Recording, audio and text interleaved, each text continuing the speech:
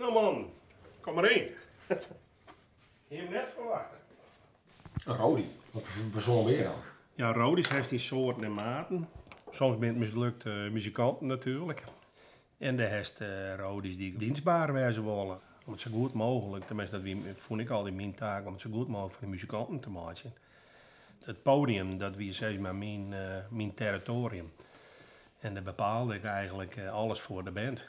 Goed erop kwam, goed eruit kwam en dat alles werken op het podium. Ja, Vitesse weer natuurlijk een rockbandje. Ik vond het wel een mooi fenomeen toen die hit Rosalind uitkwam. Zeg maar 83. We moesten echt wennen aan zeg maar, wat doen maar ik in die tijd. De gekte van een band, van een hit.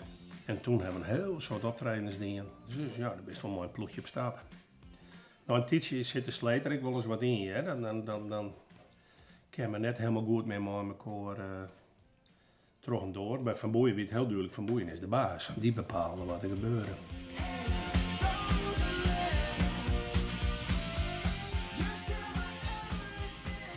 Doordat Herman Brood weer een oren band hebben. En die vregen Danny en Rudy om bij zijn band, hè, bij de Wild Romance, weer te spelen. En toen kwam Danny bij mij van, was toch dan mooi, want we hebben een sambon opgebouwd misschien al. Dus ben ik mooi naar Brood. Just can't wait.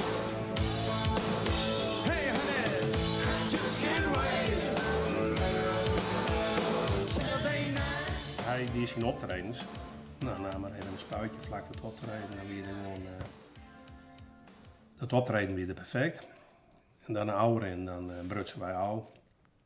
Dan ging naar het hotel. Dan kwamen dan ik even, dan gingen schilderen. Dan maakten ze een schilderwerken. Nou, dat deden dan 2 weken op een hotel kwamen en dan gingen we op stap. Dan werd het s'nachts 3 uur, 4 uur en dan ging hij op stap. En dan kwam maar zo'n uur zacht in het hotel rond. En dan stipte hij soms nog even in de auto. Maar dan weer er direct weer bij. Dus hij had echt een dubbel leven van Holland. Ja.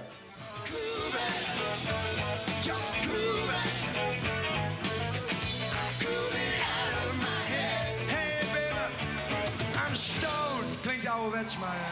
Bij Herman Brood stemde ik zijn piano. Ik wil tijdens de optredens. Dus, en dus je win en die is tot bloed op het podium. Maar dat wist ik heel belangrijk voor de band. Dat alles werken.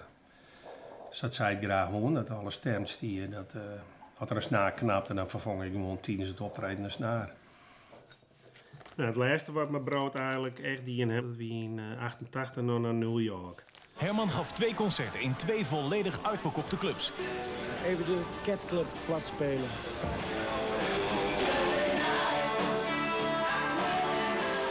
Dus daar liep ik het einde west, denk ik, dat je in New York bent.